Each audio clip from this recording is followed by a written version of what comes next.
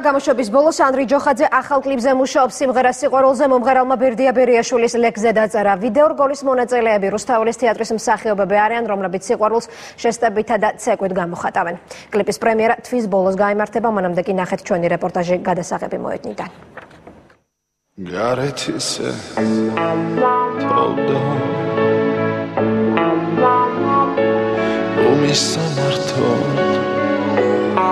ჩემთვის ექსპერიმენტი არის როგორც მსახიობისთვის, იმიტომ რომ მომიწია რამოდენიმე ჟესტიკულაციის ცოდნა, ანუ სიტყვების მაგივრად გამოვხატავ ხელით იმ ტექსტის რაღაცა მცირე ნაწილს, რაც არის სიმღერაში. ანდრი ჯოხაძის ახალ კლიპში რუსთაველის თეატრის მსახიობები სიყვარულსა და გრძნობებს სხვადასხვა საშუალებით გამოხატავენ.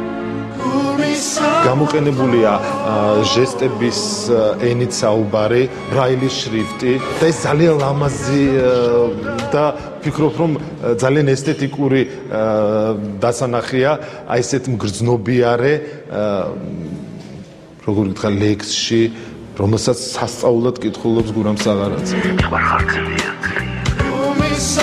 სიმღერაში, რომლის მუსიკა ანდრი ჯოხაძემ ბერდია ბერიაშვილის ლექსზე დაწერა, გამოყენებულია გურამ საღარაძის მიერ წაკითხული შანდორ პეტეფის ლექსიც.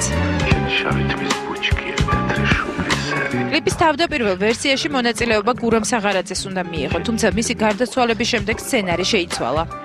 ისე მოხდა, რომ ჩვენი თანამშრომლობა მის სიცოცხლეში ვერ შედგა, მაგრამ იმდენად აჟიტირებული ვიყავი და ანთებული ამ იდეით, რომ მაინც გავაკეთე და რაღაცნაირად ვამაყობ და განსაკუთრებულად საამაყოა ის, რომ იმ მსახიობ ქალბატონებს ვიღებ კლიპში, იმ დივა მსახიობებს რუსთაველის თეატრის, რომლებსაც ბატონ გურამთან უშუალო კავშირი ჰქონდა. მე პირადად რამდენიმე სპექტაკლში ვიყავი მისი პირდაპირი პარტნიორი და ალბათ ამიტომ შეგვარჩია.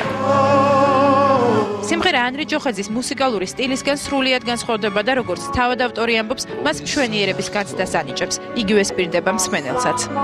ჩემი სტილიდან ცოტა რელსებიდან გადავედი, ეს არ არის დაუშვათ ანდრი ჯოხაძე რაღაც გამოვიდა და ჰიმნურად დასხო რაღაცეები, ეს არის საკმაოდ ესთეტიკური ნამუშევარი ჩემს რეპერტუარში.